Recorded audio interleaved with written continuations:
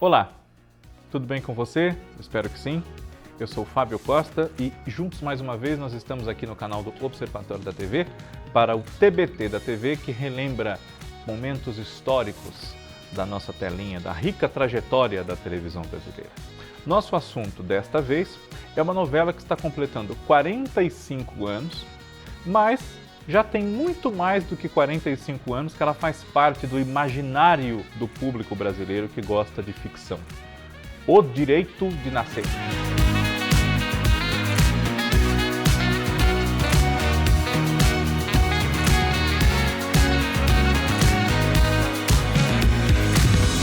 Antes de falarmos da versão de O Direito de Nascer, que foi produzida em 1978, ela é o nosso foco aqui hoje, eu peço a você, como peço sempre, que se inscreva no nosso canal. Quem não for ainda um dos mais de 55, 56, 57, sempre crescendo os milhares de inscritos aqui do nosso canal, muito obrigado. Mas se você não for ainda um deles, inscreva-se.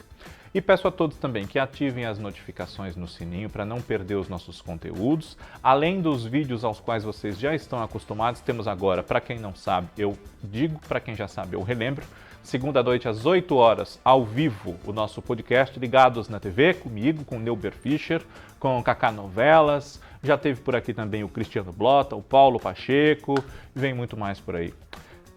Também comentem, compartilhem os nossos vídeos, deixem seu like, etc, etc. O Direito de Nascer é uma criação de um radiodramaturgo cubano chamado Félix B. Canhé. Félix B. Canhé. Bruno B. Mezenga, né? Félix B. Canhé. E foi criada na década de 40. Começou a fazer sucesso lá em Cuba e também em países vizinhos nossos aqui. Chamou a atenção naquele momento em que o grande boom do rádio era a radionovela, em geral patrocinada por empresas de produtos de limpeza, produtos de higiene, como a Colgate, a Gessi, né? E aqui no Brasil, a história chegou pela primeira vez na década de 50. Foi irradiada pela Rádio Nacional e consagrou, né? Ele já era uma figura que estava se tornando cada vez mais conhecida, e consagrou como galã de rádio Paulo Gracindo, que dava vida ao protagonista, a um dos protagonistas, né? Aqui em São Paulo teve também uma versão de O Direito de Nascer na Rádio Tupi, salvo erro meu, com Walter Forster, dando voz ao famoso Albertinho Limonta de O Direito de Nascer. E depois, a mesma organização, Tupi, em 1964, começou a gravar e lançou na televisão, já como novela diária, O Direito de Nascer. Estreou em dezembro. E, na ocasião, o texto de Félix Canhé foi adaptado por Teixeira Filho e também por Thalma de Oliveira. Nessa ocasião, o Albertinho Limonta foi Hamilton Fernandes. Na versão da qual nós vamos falar, em 1978, esse personagem, o Albertinho Limonta, foi interpretado por Carlos Augusto Strasser. Infelizmente, esses 4 atores que eu citei já são falecidos há algum tempo, né? E em 1978, a TV Tupi, que foi quem produziu uma segunda versão em telenovela dessa história muito conhecida, ela estava lutando cada vez mais com a concorrência da TV Globo, que já havia se estabelecido no decorrer da década de 70 como líder de audiência, não só do setor de teledramaturgia, como da nossa TV de um modo geral, né? Os índices de audiência da TV Globo já eram bastante mais elevados que o das suas concorrentes. Já era um tempo em que, em geral, somando-se a audiência dos concorrentes, ou igualava-se ou nem dava a audiência da TV Globo. Então, a TV Tupi lutava com as armas que tinha, também a TV Bandeirantes, TV Record, já havia lá no Rio o Canal 11 de Silvio Santos, a TVS, né? Havia aqui em São Paulo também a TV Cultura, já existia no Rio a TVE, mas a TV Tupi tinha um público muito cativo em novelas que também faziam muito sucesso nessa ocasião junto a esse público, como O Profeta, que é de 77, 78, Éramos Seis, Um Dia o Amor, Ídolo de Pano, Mulheres de Areia, Os Inocentes, A Barba Azul, enfim, ao longo dos anos 70, Tupi incomodou, né, dividindo um pouco esse público de novela. Era o grande centro produtor de novela, além da TV Globo. Só que eles queriam apostar numa nova história que chamasse a atenção, que desse uma revigorada nesse setor de novelas da emissora, né, da TV Tupi. Enquanto a TV Globo, no dia 10 de julho de 1978, lançou uma novela moderna, uma novela que se conectava com todos os públicos ali daquele momento, fim dos anos 70, tratava das transformações da sociedade, a posição da mulher, tinha um molho especial com a discoteca, que era uma nova moda que chegava, né, o Dancing Days de Gilberto Braga, da qual nós falamos aqui não faz muito, pode procurar na playlist do TBT da TV que você encontra. A TV Tupi resolveu, naquele momento, apostar numa nova versão de O Direito de Nascer. E isso não foi bem visto por uma parte da imprensa, que tratava até um pouco jocosamente essa proposta, quanto por uma parte dos atores e atrizes, eventualmente até convidados para fazer a novela, como foi o caso da Irene Ravache, que consideravam que naquele momento, já às portas dos anos 80, era um grande retrocesso fazer O Direito de Nascer, uma novela considerada antiquada, muito chorosa, melodramática em excesso, uma novela que representava um passado que a teledramaturgia brasileira já havia superado com vantagem havia muitos anos. Então, havia uma parte dos artistas e uma parte da imprensa e uma parte até da diretoria da TV Tupi que não acreditava nesse projeto. Mas, mesmo assim, ele foi para frente e o seu diretor era Antonino Seabra. Quem foi convidado para fazer O Direito de Nascer? A Irene Ravache, no caso, foi convidada para fazer o papel da mãe do Albertinho Limonta, que é a Maria Helena, e não aceitou. Outros atores também convidados não aceitaram fazer a novela por terem essa opinião de que era um retrocesso, andar para trás na evolução da nossa teledramaturgia. Mas a novela saiu e estreou no dia 31 de julho de 1978, num horário que não existia naquele momento na TV Tupi. Ela foi espremida entre as novelas das 7 e das 8. Na ocasião, a emissora exibia João Brasileiro Bom Baiano, do Geraldo Vietri, salvo erro meu, ainda era João Brasileiro Bom Baiano, na faixa das 7, e às 8 horas uma novela do Sérgio Jockman, que havia sido assumida pelo Walter Negrão, chamada Roda de Fogo. Falamos de Roda de Fogo recentemente aqui também, no nosso TBT da TV. Para resolver alguns dos problemas de elenco, Roda de Fogo foi desfalcada em dois nomes muito importantes, Eva Vilma e Bete Goulart, mas já nos aprofundaremos nas personagens delas. O Direito de Nascer se passa originalmente em Cuba, no princípio do século XX. Né? Ela começa na virada de 1899 para 1900, enfim, e depois transcorre-se até a década de 30, final dos anos 20, começo dos anos 30. Na novela de 1978, a ordem dos fatos foi um pouco subvertida e também a sua localização. Essa novela, que foi escrita novamente pelo Teixeira Filho, agora contando com a parceria da sua esposa, também escritora Carmen Lídia, que havia acabado de escrever uma novela na TV Tupi também, chamada O Velho, o Menino e o Burro. Essa novela foi transposta para o México e na década de 20 ela tem a sua ação concentrada.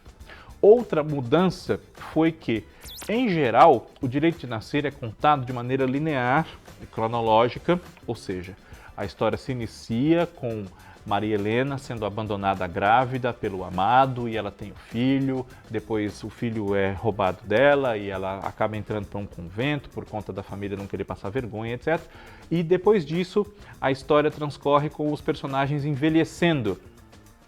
Mas, na versão de 1978, a novela já começa com o nosso personagem central, Albertinho Limonta, Carlos Augusto Strasser, adulto e já trabalhando como médico.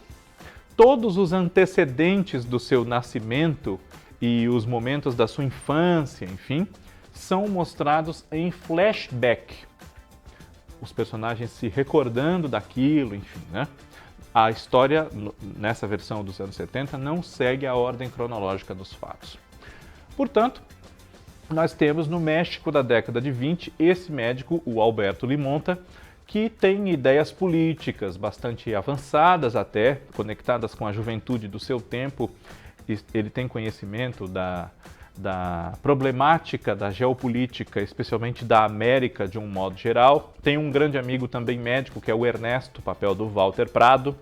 E a novela começa quando tanto o Albertinho quanto alguns parentes dele, que ele não sabem que são seus parentes, estão retornando ao México depois de uma temporada fora, né? Ele, para fazer mais estudos, para trabalhar fora um pouco, se especializar cada vez mais na sua área de atuação. Albertinho é criado a muito duras penas pela sua querida mãe, a dona Dolores, que é interpretada pela Cléia Simões, só que ela não é sua mãe biológica e é uma senhora negra, enquanto ele é um rapaz branco. Ele sabe que a mamãe Dolores, como todo mundo a chama, né, não é sua mãe biológica, mas ela se nega a dizer a ele qual é a sua origem. Ela conhece muito bem qual é. No passado, mamãe Dolores sequestrou o Albertinho, mas com a melhor das intenções. Ela não é nenhuma criminosa, nenhuma malvada. Ela sequestrou, foi embora e levou consigo esse bebê, foi ela que deu esse nome de Albertinho, inclusive, porque ela foi a mãe de criação, praticamente, né? Ela foi a ama, a babá de uma jovem muito rica chamada Maria Helena de Juncal, que era interpretada nessa juventude pela Suzy Camacho. Essa jovem é filha de Dona Conceição, Alia de Aguiar, e de Dom Rafael de Juncal, um homem muito rico, poderoso e um déspota, uma pessoa desagradável, interpretado pelo Aldo César. Maria Helena havia sido enganada por um rapaz porque ela se apaixonou, o Alfredo Martins, que era o papel do Carlos Laranjeira, salvo erro meu, que era filho de um amigo do pai com quem ele mantinha negócios. Enfim, ele prometeu o casamento, tirou a inocência da garota, por assim dizer, e não quis nem pensar em se casar com ela, apesar de todas as suas promessas, né? Na hora ele deu para trás, não quis casar, não quis assumir o filho e sugeriu inclusive que ela tirasse a criança, né? Que ela abortasse o bebê. Isso, claro, não aconteceu e para esconder a Maria Helena grávida, durante o tempo da gestação, ela foi para uma fazenda da família e lá ficou aos cuidados de dois empregados, a Marcelina e o Bruno, que eram interpretados pela Yolanda Cardoso e pelo Dante Rui. Bruno fazia tudo o que Dom Rafael mandava e ele teve ordens de, assim que a criança nascesse, ele desse um fim na criança. Levasse a criança para floresta, para mata, matasse, deixasse para as feras comerem, enfim, qualquer coisa. Mas se livrasse desse bebê, que era o símbolo da vergonha do nome Juncal. Claro, sem o conhecimento e sem o consentimento da Maria Helena. A Dolores, que foi junto com ela para a fazenda para cuidar dela, ouviu uma conversa assim por trás das portas, descobriu os planos de Dom Rafael e por isso foi embora com o menino. Quando a história tem o personagem já adulto, nós temos conflitos de Alberto, o médico, com uma figura proeminente do hospital na cidade do México, né, onde ele vai trabalhar, que é o Dr. Garcia, interpretado pelo Roberto Maia. O Dr. Garcia não gosta do Alberto, não concorda com novas técnicas, novos conhecimentos que ele tem de medicina, até de psiquiatria, psicanálise, enfim. É um rapaz muito estudioso e um profissional muito competente, de dar muito orgulho à mamãe Dolores, né? E ele contou com muita ajuda para concluir os seus estudos de um homem muito rico chamado Dom Jorge Luiz Belmonte, que é interpretado pelo Adriano Reis. Na juventude era o Beto Sigolo. Dom Jorge Luiz se apaixonou pela Maria Helena depois de tudo que aconteceu, enfim, mas o casamento que sairia acabou não saindo para selar ali uma união das famílias Belmonte e Juncal, porque ele na hora travou, ficou com medo de enfrentar a sociedade, ficou um pouco decepcionado também ao descobrir que ela não era mais virgem e que ainda por cima tinha sido mãe de um filho que ela nem sabia por onde andava. Então, Dom Jorge Luís se arrependeu muito, mas na juventude tomou essa atitude. Ele abriu mão do casamento com Maria Helena, embora tenha passado a vida apaixonado por ela, e por isso mesmo não ceda ao assédio de uma prima que ele tem, que é a Graziella, interpretada pela Miriam Merkler, filha da tia e tutora do Jorge Luís, que é a Condessa Vitória do Monte Verde, vivida pela Elizabeth Gasper. Ali nesse núcleo tem também uma empregada, Carmela, que é a Vilma de Aguiar, que é um pouco bocuda, tem desentendimentos, até a gente pode dizer, com essa patroa, a Condessa, que é uma figura também muito desagradável, à altura realmente de ser mulher de Dom Rafael. Os dois são pessoas assim, muito entojadas, né? Dom Rafael, além de Maria Helena, tinha outra filha, Dora, que era interpretada pela Lolita Rodrigues. Dora havia se casado com Dom Ricardo, que é parente também da Condessa, papel do Henrique Martins. E os dois tiveram uma filha, Isabel Cristina, que era interpretada pela Beth Goulart. Quando o Albertinho está voltando para o México, esses parentes dele, os tios e a prima, também estão no mesmo trem. Eles vêm para que Dom Rafael acerte contas a respeito do andamento dos seus negócios, dos quais boa parte ele delega em administração ao genro, o Dom Ricardo, que é uma figura na qual ele confia. Mas o Dom Ricardo não vale nada, é uma pessoa também odiosa, detestável, e vai acabar usando do segredo da família, de Maria Helena ter tido um filho com Alfredo Martins, etc., para tirar vantagem. Além do fato de ter uma cumplicidade com o Dr. Garcia, que é o médico da família, para, se possível, fazer Dom Rafael morrer o mais rápido possível, porque ele queria se livrar do sogro. O sogro estava por dentro de eventuais falcatruas que ele estaria por fazer ou já tinha feito, enfim. Isabel Cristina e Alberto se conhecem, tem um conflito inicial, no próprio trem já, inclusive, na estação ali, enfim, mas um não sai da cabeça do outro e eles acabam se envolvendo, se apaixonando. E há um problema, porque o Dr. Alberto, ainda que seja médico, não é uma pessoa de família tradicional. Isso barra um pouco a ascensão social dele nesse sentido do casamento. Por mais valor que ele tenha e tal, ele não tem tradição de família. E isso piora quando as pessoas vêm a saber, eventualmente, que ele é filho de uma mãe adotiva negra. Então, há um fator complicador para o romance da Isabel Cristina e do Alberto, que não é aprovado pela família Juncal. Mas o que ninguém imagina é que, primeiro, o Alberto seja o filho da Maria Helena, a Eva Vilma, na fase madura, né? Que depois de não se casar com Dom Jorge Luís, teve mais uma grande decepção, né? Teve uma decepção com o Alfredo, que não a assumiu, teve o filho e esse filho foi roubado. Ela não sabe das boas intenções da Dolores, porque o pai, obviamente, nunca contou para ela que queria dar um fim no próprio neto, né? Então, ela tinha um ódio, um ressentimento da mamãe Dolores, que a havia criado, né? E depois teve uma outra decepção, que foi Dom Jorge Luís não se casar com ela. Então, ela acabou entrando para um convento, para uma ordem religiosa, e encontrou nessa servidão a Deus e na atitude do dia a dia de cuidar de crianças ou que tinham problemas em casa ou que moravam na rua, enfim, em cada uma das crianças ela identificava a possibilidade de ser uma mãe, como não pôde ser a mãe para o seu próprio filho que lhe foi tirado dos braços, né? Então é uma personagem de um forte conteúdo dramático que pedia uma atriz realmente talentosa à altura desse desafio, como, claro, naquele momento a Eva Vilma já havia comprovado e recomprovado dezenas de vezes. E nos anos 60 havia sido interpretada pela Natalia Timber, que também é uma atriz que dispensa maiores comentários, né? Grande atriz.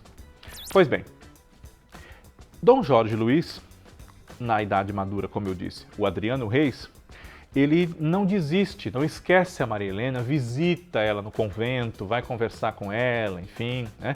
E as famílias têm relação, os Juncal e os Belmontes, ou os Monteverdes, como queira, né? Para pegar pelo sobrenome da cunhada. E ele gosta muito dela, né? Gostaria, quem sabe, se fosse possível, de reparar o seu erro do passado, se casar com ela. E ele começou a ajudar, ainda na infância, o Alberto, desconfiado com o passar do tempo de que ele fosse o filho perdido, o filho que Maria Helena não sabia onde havia ido parar.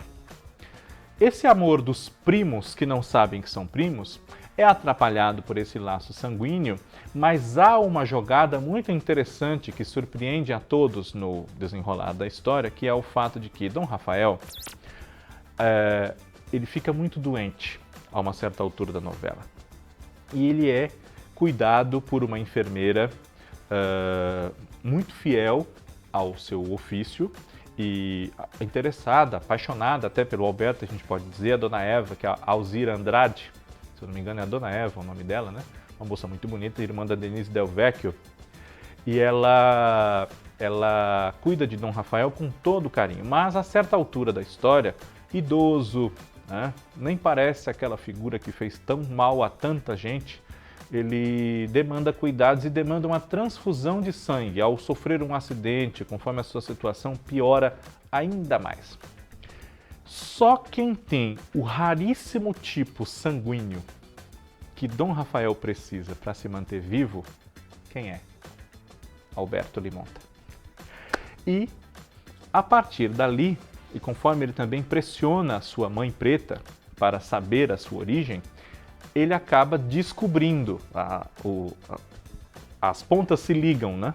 E acaba sendo descoberta a verdade, que o Alberto é filho da Maria Helena com Alfredo Martins, que ele é neto de Dom Rafael e que, portanto, é primo da Isabel Cristina, etc. E tal. E essa descoberta, um orgulho que ele sente do Alberto, a gratidão, claro, por ele ter salvo a sua vida, apesar de tudo, e ele ouve poucas e boas da Mamãe Dolores quando os dois se reencontram, né? 30 anos depois, enfim, tudo isso colabora para que o final feliz, romântico do Alberto com a Isabel, ainda que eles sejam primos, possa acontecer, né? Alfredo Martins, esse personagem que não some da história, né? Ele vai para outro país, enfim, faz a sua vida, até se casa, mas, embora ele não amasse a Maria Helena, porque se amasse teria se casado com ela, né? Ele nunca a esqueceu, nunca pôde dormir em paz depois do que ele fez com ela. Ele nunca esqueceu e sabia que eles possivelmente haviam tido um filho. Ele volta ao México, também já mais maduro, interpretado pelo Percy Ayres, já viúvo também, né? E tem um filho, fruto desse seu casamento, chamado Osvaldo, que é interpretado pelo Edgar Franco. Osvaldo é o que a gente chama de rapaz problema, né? Ele é uma cópia piorada até do próprio pai quando tinha aquela idade. É um irresponsável, inconsequente, vive para as mulheres, para o jogo, para as farras e para a cachaça. Não vale 10 réis de mel coado. Mas existe um caminho de redenção para esse rapaz, o Osvaldo. Ironicamente, é uma moça que ele conhece querendo aplicar um golpe, roubá-lo, enfim, para sair para trás, uma prostituta chamada Consuelo, que é interpretada pela Denise Del Vecchio. Os dois se apaixonam verdadeiramente. Consuelo não, minto. Rosário. E eles se apaixonam verdadeiramente. Claro que há uma oposição de Alfredo Martins a esse romance, mas acaba se convencendo de que a Rosário o ama verdadeiramente. E o Osvaldo melhora também ao descobrir que tem esse irmão, o Alberto, né? Um ponto de encontro de alguns personagens da novela, enfim, é um bar, o bar de El Greco, que era interpretado pelo Marcos Rosenbaum. Ele casado com a Manon, que era a Jussara Freire, os dois tocavam aquele estabelecimento, né?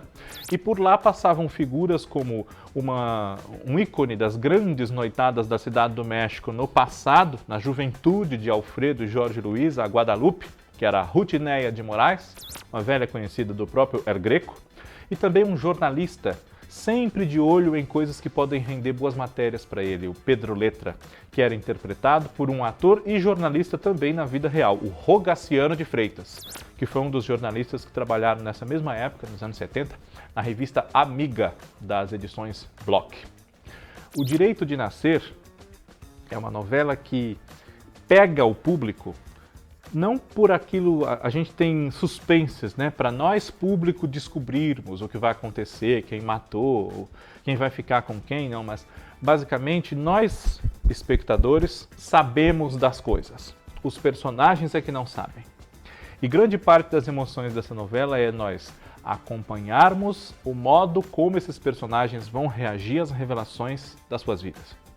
É uma novela muito bem armada, um pouco ultrapassada no sentido de que realmente a novela brasileira ganhou características próprias e se modernizou muito em abordagens temáticas, em texto, em maneira de emocionar também, né? Podemos citar aqui diversos exemplos.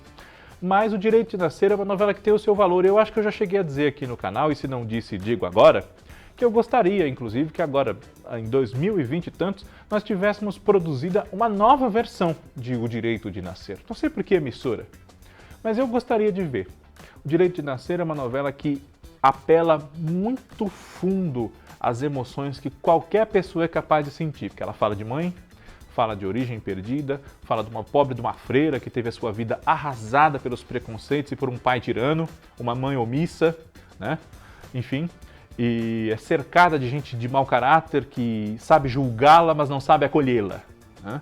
E, claro, essa mãe preta tão amorosa que ficou à beira de ser assassinada também, fugindo de cidade em cidade ao longo de anos e anos para poder manter vivo um quase seu neto, né? Que era o filho da menina que ela tinha como uma sua filha também, a Maria Helena.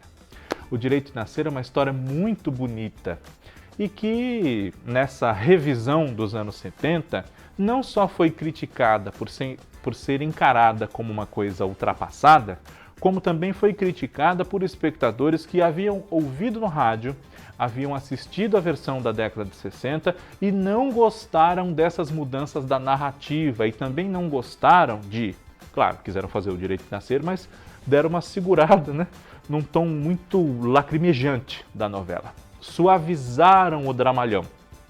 Então, isso desagradou as senhoras de Santana que haviam assistido na primeira versão e que queriam aquela novela lacrimosa, pesadíssima, chorosa, solene, né? Que não foi o caso. Não foi também o sucesso dos anos 60.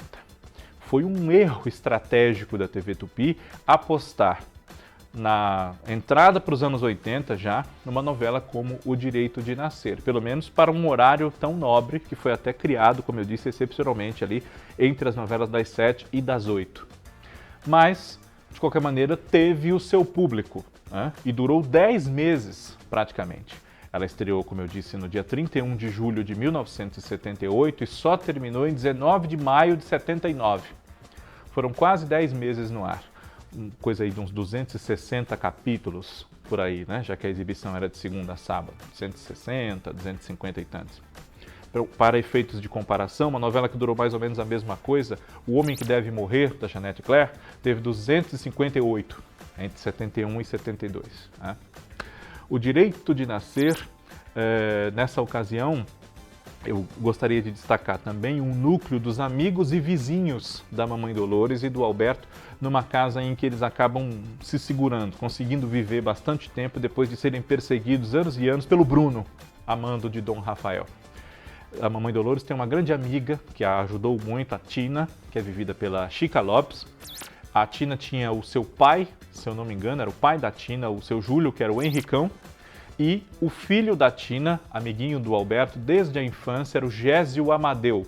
Chamava-se Ângelo, esse personagem do Gésio Amadeu. É um amigo do Alberto, assim como ele tem o amigo médico, que é o Ernesto, né? Ele tem esse amigo que o acompanha desde a infância. E esse elenco reuniu grandes valores da TV Tupi e da dramaturgia de um modo geral, né, naquela época, apesar da resistência de um ator ou outro de querer fazer O Direito de Nascer. E, como eu disse, duas personagens muito importantes, né, a da Eva Vilma e a da Beth Goulart, tiveram essas intérpretes, de uma parte por resistência de atrizes ao papel de Maria Helena, e isso gerou uma dificuldade de fechar o elenco, né? Tanto a Eva Vilma quanto a Beth Goulart, elas foram tiradas da novela das 8, Roda de Fogo, para ir fazer O Direito de Nascer. Quem faria a Isabel Cristina e chegou a gravar cenas da novela era a Débora Duarte que faria. mas ela acabou se desentendendo com a produção. Dizem que tudo começou por causa de uma peruca com a qual ela não concordava, uma caracterização, enfim, as notícias da época dão conta de que houve um desentendimento, seja pela peruca ou por outro motivo, e aí a Débora Duarte largou o projeto, chamaram então a Beth Goulart, deslocaram-na, a exemplo da Eva Vilma, de Roda de Fogo. E um outro ator, que foi o Adriano Reis, ele não foi o primeiro nome pensado para fazer Dom Jorge Luís, porque quem também começou a gravar e deixou o projeto, mas por motivo de tragédia, porque ele faleceu, né, foi o Zanoni Ferriti, que estava lá na TV Tupi desde o ano anterior, quando ele havia protagonizado uma novela do mesmo Teixeira Filho chamada Um Sol Maior. E esteve na TV Globo em Anjo Mal, Estúpido Cupido, Pecado Capital, né? Zanoni Ferriti, por ter falecido ainda bastante jovem, né? Ele foi então substituído pelo Adriano Reis, que regravou alguma coisa e assumiu o personagem do Dom Jorge Luís. No SBT fizeram o Direito de Nascer depois, ou melhor, exibiram uma outra versão, foi produzida independente, né? Exibiram uma versão mexicana também. E o Direito de Nascer sempre vale nós relembrarmos e darmos assim informações particulares de uma versão para outra, de mudanças, enfim. Conforme há uma deixa, como agora nos 45 anos dessa versão, a gente relembra o TBT da TV e volta semana que vem. Obrigado pela sua audiência. Um abraço. Tchau.